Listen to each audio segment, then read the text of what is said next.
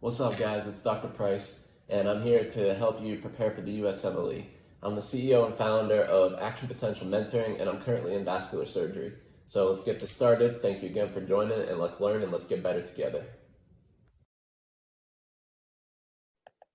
Okay, but the big thing you got to know here is the side effects of each medication. So that's really the high yield thing to know about the treatment here. So Rifampin starts with an R, so it turns everything red-orange color. All right, so what do I mean by that? So all your secretions, whether it's your tears, your urine, your sweat, everything is red-orange. So the question might be somebody that they have a history of hemoptysis, they've lost a bunch of weight, they're short of breath, and you start them on the classic treatment. And now, a couple weeks later, you find red throughout their bed. What was the cause? Well, maybe they're sweating in bed and the rifampin was what they're getting treated with, causing the secretions. Okay, so always look for the R for rifampin and then R for red-orange secretions. Isoniazid, the N and the H right here in the abbreviation give away the side effects. So the N stands for neurotoxicity, so neuropathy. And then the H stands for hepatitis. So neuropathy, hepatitis. So what can you get with neuropathy? You can get stuff like foot drop, or you can get something like wrist drop. All right, and let's just make a little integration here. When do you usually see foot drop and wrist drop? All right, so we'll swing this down here. So foot drop, and this is going to be a real throwback back to your anatomy. Usually you get this with common peroneal nerve damage. So common peroneal nerve damage.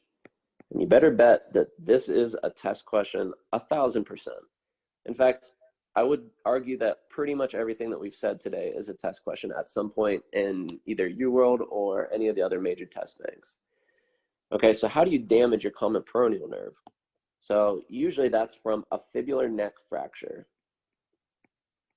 So if you're feeling your fibula, so that's on your lower extremity on the lateral aspect of your leg. If you feel kind of on the lateral side, the part that's sticking out, that's your fibular head. And so right below that is your fibular neck. And so your common peroneal nerve loops right around that before it splits into the superficial and deep peroneal. Okay, so that's super, super high yield to know that if somebody hits you on the lateral aspect of your lower leg and fractures that fibular neck, boom, common peroneal nerve damage, you're gonna end up with foot drop. All right, so really, really high yield to know. And while we're talking about it, let's just talk about what the peroneal nerve does. All right, so the peroneal nerve, like we said, is gonna split into two nerves, all right? So it's gonna split into the deep peroneal as well as the superficial peroneal. So let's draw this out here. So common peroneal splits into the deep peroneal. Y'all didn't think you're getting an anatomy lesson out of this topic, did you? So deep and superficial peroneal. All right, and so the deep peroneal, really, really high yield to know. This is gonna do the anterior compartment of your lower extremity. All right, so from your knee down, it's gonna do that anterior compartment. All right, so what do I mean by that? That's going to be your stuff for dorsiflexion. All right, as well as like your toe extension. Those are like kind of the main things. Okay, so if you feel down on your leg right now, if you feel your shin and you lift your toes up towards the ceiling, right to the right of your tibia, you can feel your tibialis anterior muscle contract if you're lifting your toes up to the ceiling. So that's going to be your dorsiflexion muscles. All right, so the deep peroneal nerve is going to control that. So if somebody damages their common peroneal, guess what? That means that you're not going to be getting innervation to these dorsiflexors either. So if you can't lift your toes towards the ceiling, guess where they fall? You get foot drop. Okay, so that's how all this anatomy ties together. And so what does it do for sensation? So that's the motor. Let's just draw it in here as, here's your motor control. But what about its sensory control? Well, this is another board question. It does the first dorsal web space of your foot.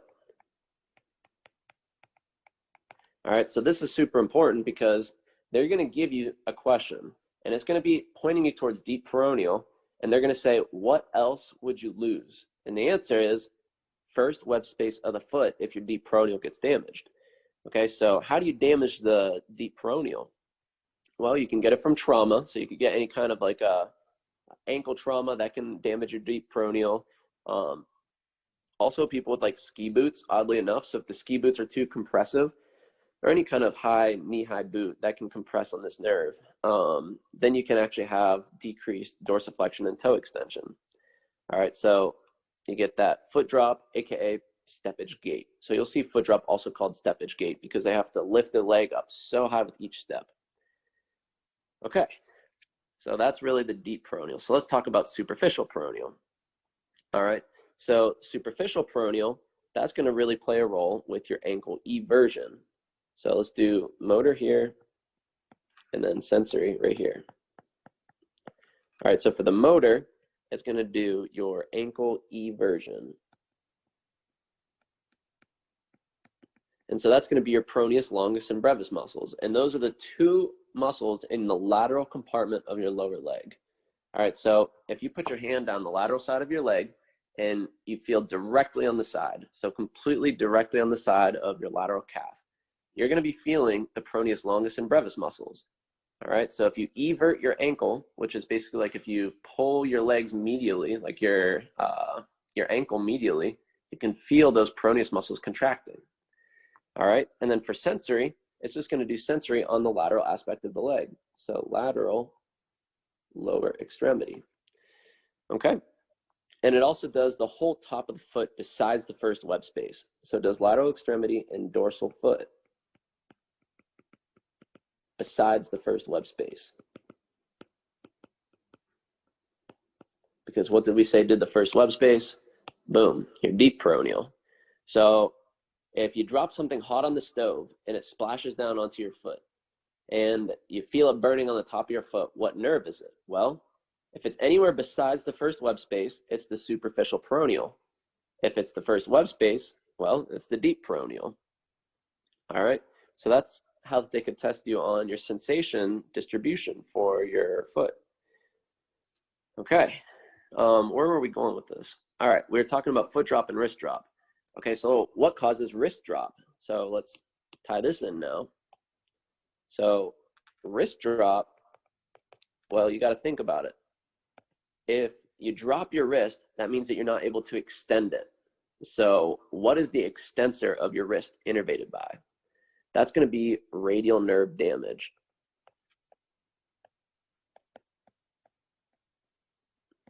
All right, so this is one of my favorite mnemonics because it's gotten so many questions, and if you have a hard time remembering what nerves innervate what in your upper extremity, this will help you.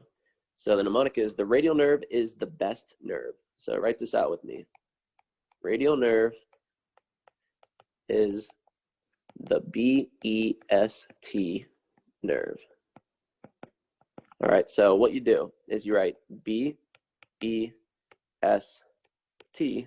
down the side of your screen. And so the B stands for the brachioradialis muscle. All right, so this tells you exactly where it is. It's in your brachium in your upper arm, and it's also in the radial region. And guess what? That's the B for the first thing that the radial nerve innervates. The E stands for all the extensors of your upper extremity. All right, so anything that is an extensor or has an extensor function is controlled by the radial nerve in your upper extremity. That right there is a godsend for remembering on tests. All right, the S stands for the supinator muscle. So this is a tiny little muscle in your forearm that helps you supinate your wrist like you're holding a can of soup in your hand. All right, remember the number one supinator in your upper extremity, though, is actually your biceps brachii. So even though the supinator is called the supinator, it's actually a minor action in the terms of supination. So it has a minor effect compared to the biceps, actually. And then lastly, in the BEST mnemonic, the T stands for triceps. All right, so all three heads of your triceps are innervated by the radial nerve. So right here, you got everything that the radial nerve does. Brachioradialis for B, extensors for E, supinator for S, and then triceps for T. Okay, so we said if you have wrist drop, you can't extend your wrist. All right, so you lose these extensors right here. super, super high yield. You will get questions on this. I know it's anatomy and everybody's like, anatomy, whatever, that can't be that helpful. But these are the questions that you see on the test and you're like, man, I should really know this. So if you get this, remember, radial nerve is the best nerve. Okay, so let's rewind here. So we kind of got off topic, but that's how I like to do these integrations is if something sparks your memory, you got to just go with it to keep it fresh in your mind. All right, so we talked about foot drop, we talked about wrist drop, and so those are all side effects of peripheral neuropathy. All right, so any kind of medication or any kind of condition that has neuropathy associated with it, well, guess what? Look for stuff like foot drop and wrist drop in the question stems. All right, because you're going to be able to tie all this together now for any type of question that asks you out about a peripheral nerve injury or a polyneuropathy or anything like that. So keeping that on your differential is really, really essential for the future. All right, and so think about like probably the most common place to get neuropathy. Well, that's people with diabetes. Really, really common. What about people with any kind of other neurodegenerative disorder? So if it's a PNS disorder, look for these neuropathic findings that we just talked about. All right, and then hepatitis. All right, so the H for INH right here for isoniazid, the H stands for hepatitis. And so with hepatitis, what are you going to see elevated? Well, the two labs you want to look for on the test are elevated AST and elevated ALT. All right, and so these are going to be your liver enzymes. And so keeping in mind what your liver enzymes are, you always want to scan questions for that, because if you see that, you can get the answer oftentimes really quickly just by keeping that on your differential. All right, and then the P, all right, so pyrazinamide, the big side effect you got to remember here is gout. Unfortunately, I don't have a fantastic mnemonic for that. All right, but pyrazinamide is a side effect of gout. So let's just do a little quick integration here with gout. So what's the disorder that afflicts children and they have gout-like symptoms? All right, so if you're thinking Lesh-Nyhan, then you're correct.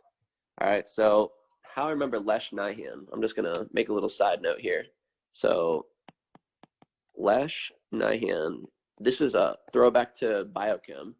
If this disease sounds unfamiliar to you guys, it's probably because it wasn't really emphasized in biochem, but this is a disease that for sure that they should have taught in biochem.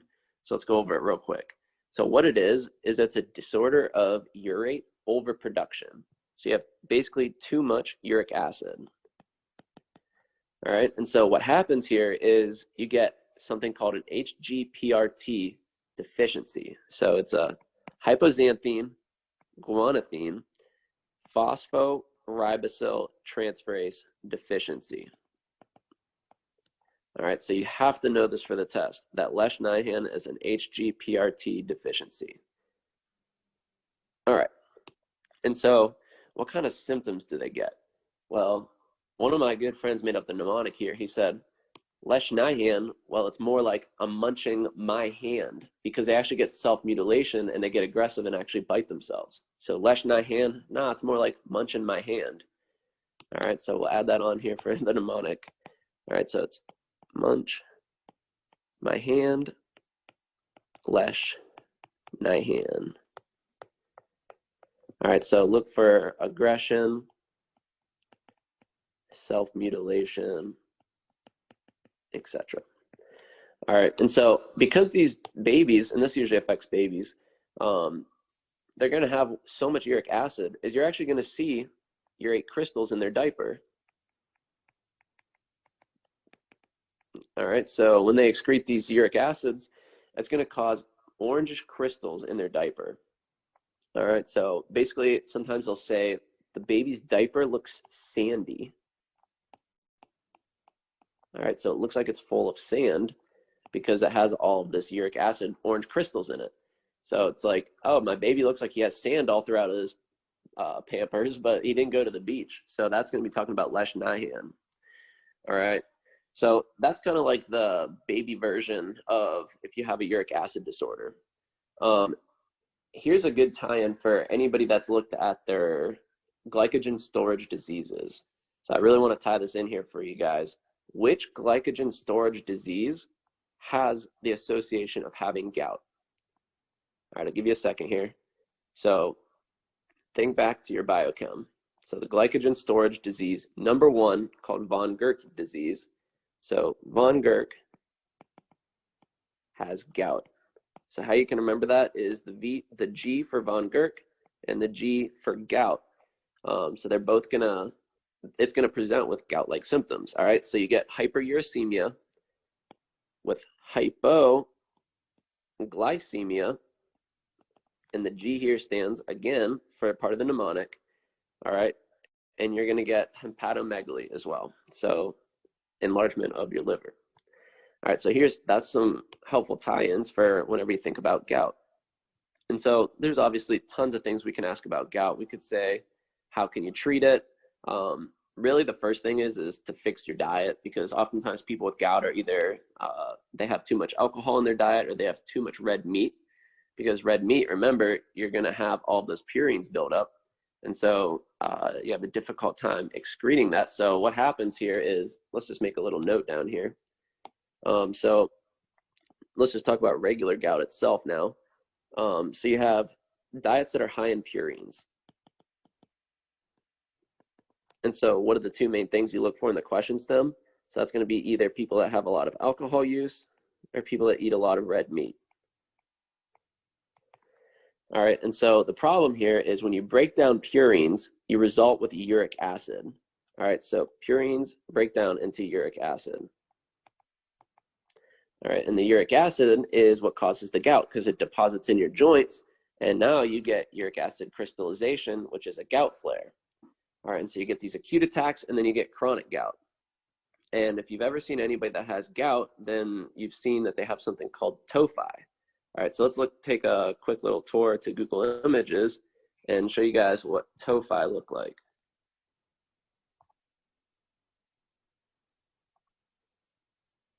All right, so if you look here, it's this really big enlargement of your joint, and it really looks painful, and oftentimes it is super, super painful. So you'll have these swollen up joints.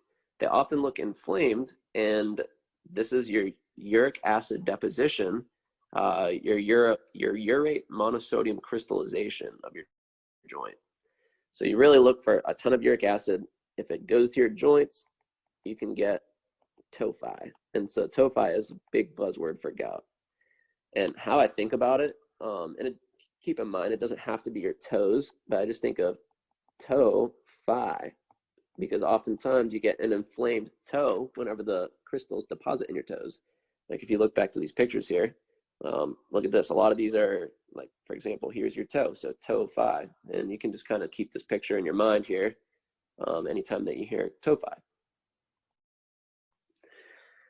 Okay, so super, super painful uric acid deposition in your joints. It's usually going to involve one joint at first. So you'll see sometimes in like teaching resources, you'll say that gout is usually going to start out as monoarticular. So it affects like one toe. And how I remember that is it's not like toes phi, it's just tophi. It's just one toe, meaning it's one joint, monoarticular. All right, so it's going to be, the joint is going to be really red and inflamed. So we'll say erythema. It's going to be warm. All right, and it's going to be swollen. Okay, and so what do you do for these patients? So first things first, you can actually aspirate the fluid in the joint. And so that's called your synovial fluid. So anytime you have a joint, there's synovial fluid in the joint. And so what you look for is crystals. All right, so you look for something called negatively birefringent needle crystals. So let me write this out here. So you look for negative birefringent needle crystals. All right, so let's look at what these look like here. So we'll do negative birefringent crystals. And this is essential for you guys to know on your histology to be able to diagnose gout. And I'm telling you guys, like, histo is such a slept on section. It's my least favorite section, but I'll show you guys when it's something that's high yield to know for your boards. So you see these crystals that are kind of like the yellow needles. That's what you're looking for gout.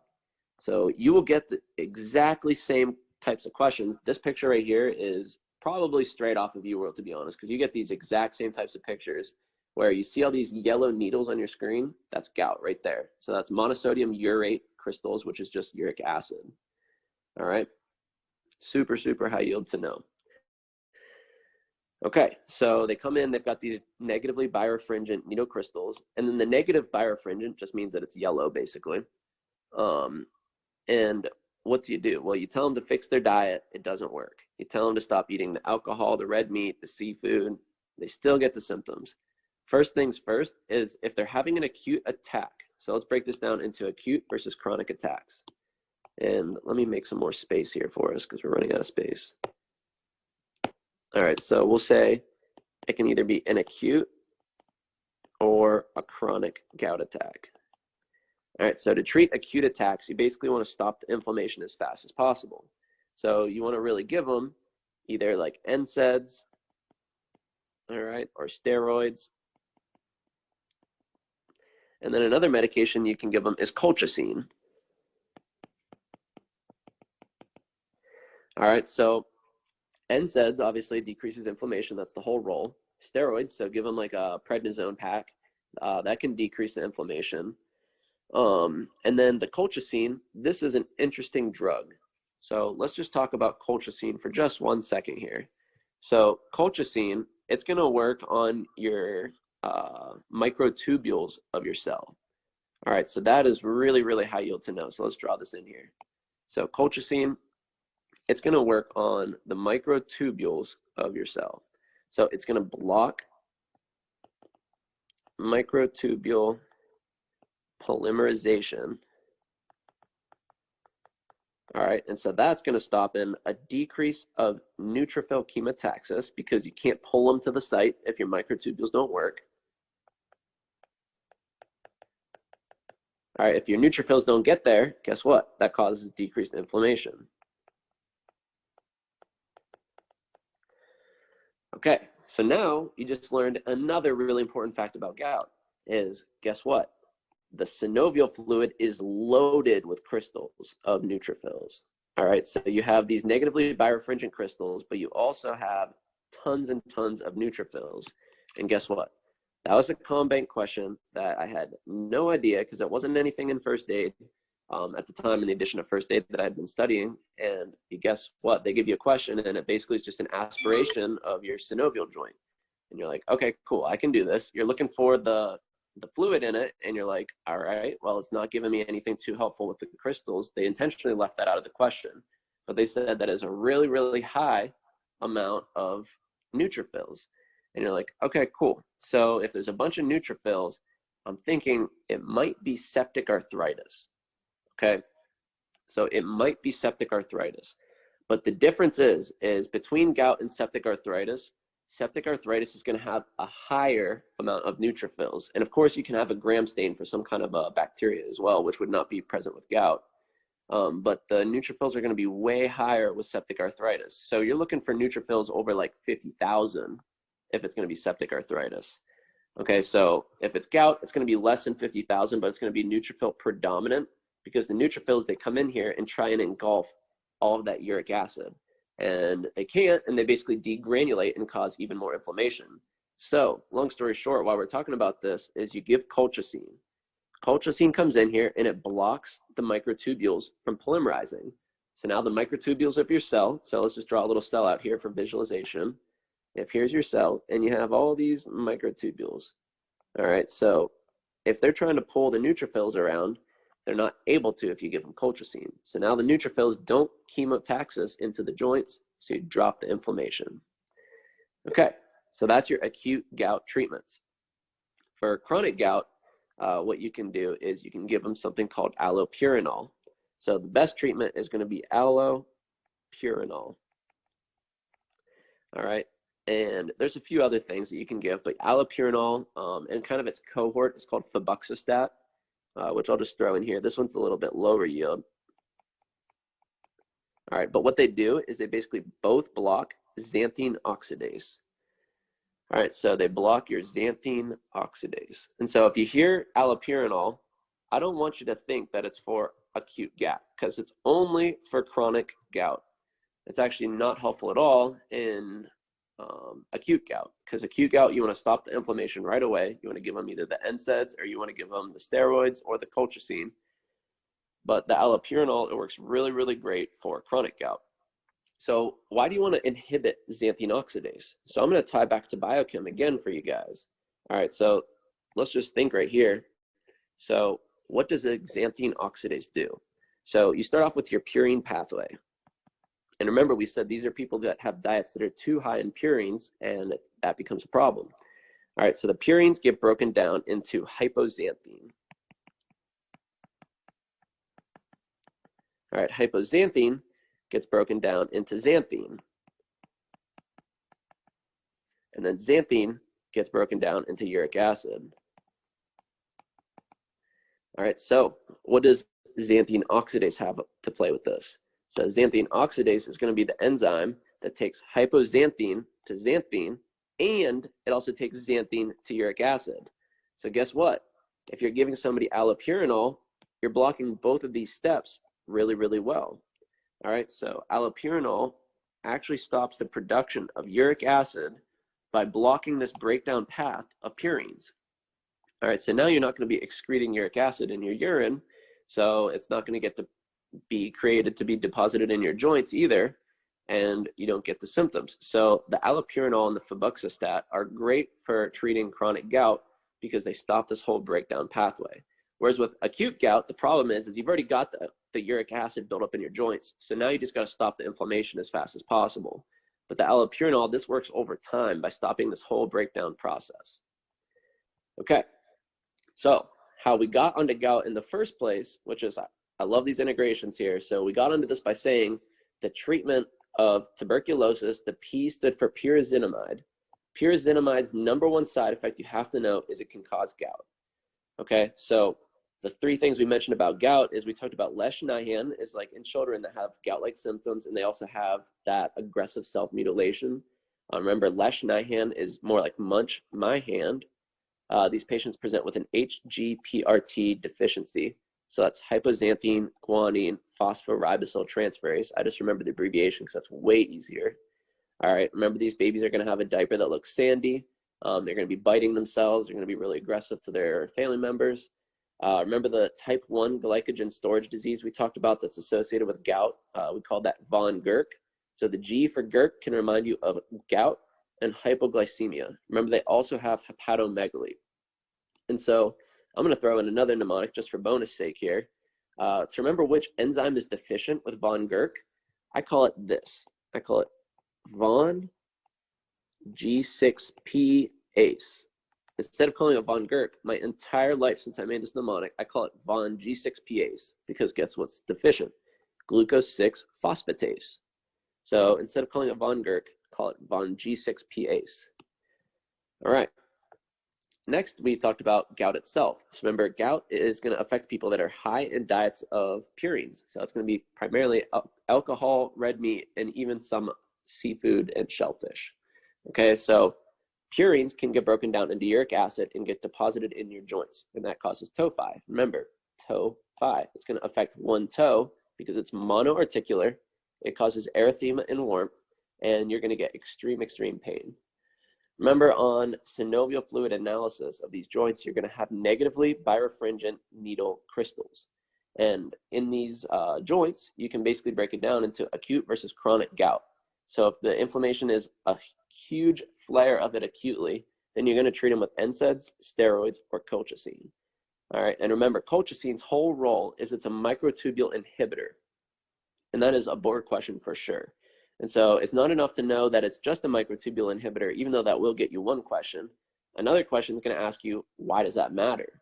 Well, it's going to stop the neutrophils from being able to be pulled over to the site of the inflammation. And that right there tells you another fact about gout, is that it has a high predisposition for having neutrophils in your joints. All right, so what happens if it's chronic gout? Well, you use allopurinol or febuxostat.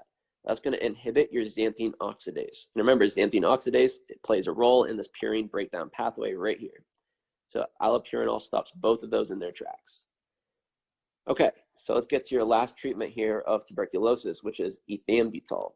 So ethambutol, the mnemonic that I use for this one is I call it Ethambutol. So Ethambutol. All right, and so Ethambutol, obviously you guessed it, is it affects your eyes as the side effect. All right, and so the big thing to keep in mind here is, what does it do to your eyes? Well, it's actually going to cause optic neuropathy. And so what happens here is you get like red-green color blindness. So I think that's kind of interesting, is it causes red-green color blindness. So you're not going to see that a whole lot in questions, right? Like, how many things do you know that cause red-green color blindness? Like, pretty much nothing. So if you get that in a question, oftentimes I'll just look for ethambutol straight off the bat. And I don't think that that's ever really failed me, to be honest, because there's not really a whole lot of other stuff that we have to know for boards that causes that kind of color blindness. All right, so that's really the main things to know about treating tuberculosis. So if you know the right therapy, you know the treatments. Thank you guys so much for joining today. If you found that was helpful, find me on Instagram at Action Potential Mentoring and shoot me a DM saying what your favorite part of today's lesson was. If you have any questions or you'd like some personalized one-on-one assistance with preparing for the USMLE, learning what it takes to become a stellar applicant and matching into your dream specialty, DM me the words VIP Mastermind. Again, that's VIP Mastermind. Talk to you soon.